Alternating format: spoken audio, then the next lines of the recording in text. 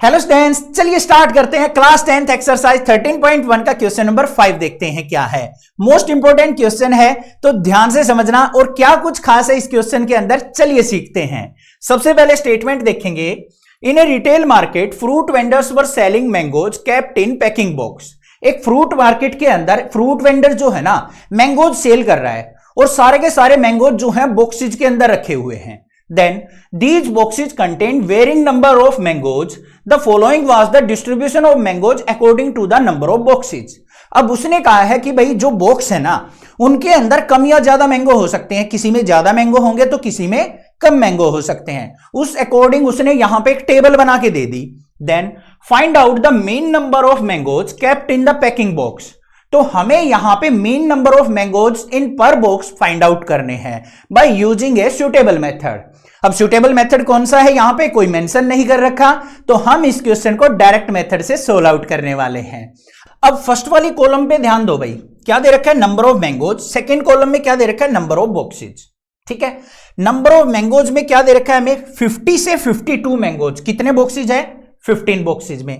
53 से 55 mangoes 110 boxes के अंदर हैं और 56 से 58 135 बॉक्सेज के अंदर हैं। अब यहां पे भाई इंपॉर्टेंट जो चीज है ना वो ये फर्स्ट वाली कॉलम है। यहां पे आप इंटरवल पे ध्यान दोगे ना तो ये हमें कॉन्टिन्यूअस इंटरवल नहीं दे रखा। अब आपके माइंड में आएगा सर ये कॉन्टिन्यूअस इंटरवल कहां से आ गया, क्या चीज होती है ये कॉन्टिन्यूअस और डिसकॉन्टिन्यूअस इंटरवल। ध्यान से समझ लो बच्चों, प्रीवियस जो 4 क्वेश्चन है ना उन पे ध्यान दोगे तो आपको पता है ये हमारी लोअर वैल्यू होती है, ये हमारी अपर वैल्यू। अब दूसरे इंटरवल पे आप जंप करते हो ना तो जो ये अपर वैल्यू होती है और लोअर वैल्यू होती है ये आपस में मैच करती हैं। ध्यान से देखो प्रीवियस क्वेश्चंस को, यहां पे 50 से 52 है, यहां पे अगर 52 से 55 होता इस तरीके से होता मतलब ये क्लास मैच कर रही होती तो हम कहते हैं इसको कॉन्टिन्यूअस इंटरवल। अब यहां पे ये दोनों मैच नहीं कर रही हैं तो ये डिसकॉन्टिन्यूअस इंटरवल है। इस क्वेश्चन को सोल्व आउट करने के लिए हमें इस इंटरवल को कॉन्टिन्यूअस बनाना पड़ेगा।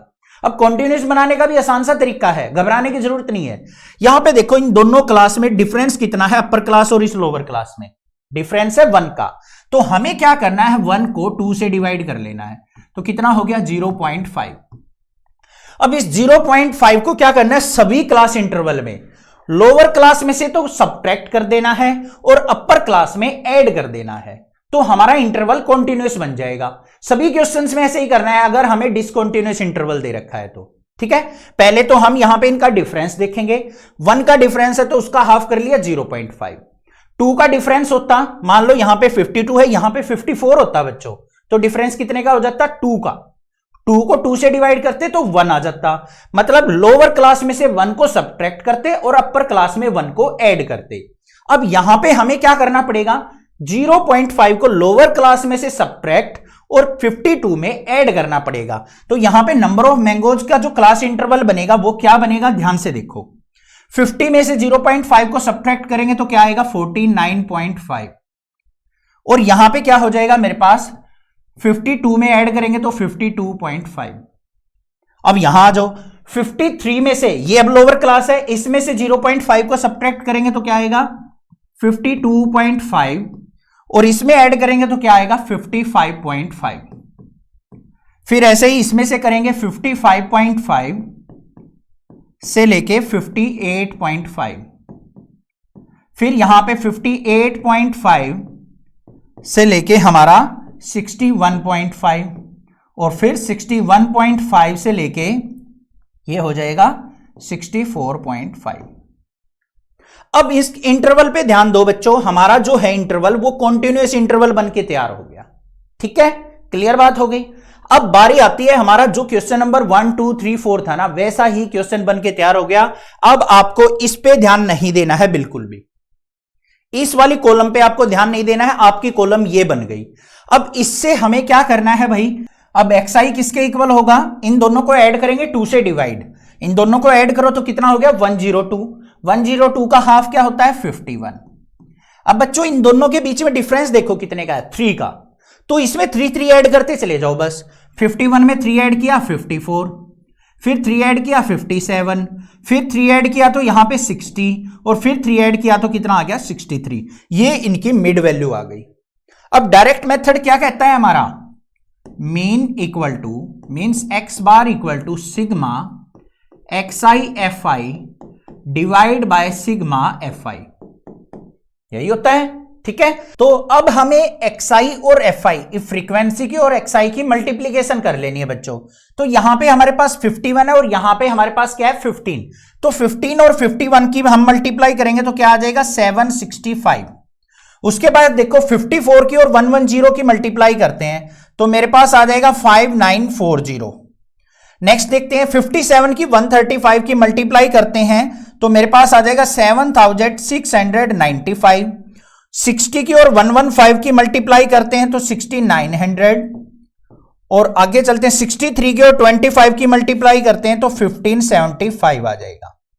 अब हमें क्या करना है, इसका सम करना है पूरे का, तो यहां पे क्या आ जाएगा सिग्मा XI/FI इक्वल टू 28875, हमारे पास क्या आ जाएगा यहां पे सम आ जाएगा FI/XI का। क्लियर हो गया। अब हमें क्या करना है, यहां पे FI का सम भी चाहिए भाई फ्रीक्वेंसी का, तो समेशन ऑफ FI फ्रीक्वेंसी का अगर हम सम करेंगे तो सारी टोटल वैल्यू हमारे पास आ जाएगी बच्चों 400। अब इन वैल्यूज को अपने फॉर्मूले में पुट कर लेंगे तो यहां पे x bar equal to sigma XI/FI क्या है 28875 डिवाइड बाय सिग्मा FI क्या है 400। सिंप्लीफाई कर लो, 4 से डिवाइड कर लेंगे इसको क्योंकि डिनोमिनेटर में 100 बन जाएगा। 4 से डिवाइड करेंगे तो क्या हो गया 4 1 जा 4 100 हो गया। 4 से डिवाइड करेंगे 4 7 जा 28, 4 2 जा 8, फिर यहां पे 4 1 जा 4 35 हो गया, और 4 8 जा 32 फिर 30, और ये 4 7 जा 28। तो हमारे पास x बार इक्वल टू आ गया बच्चों 7218.7 डिवाइड बाय 100।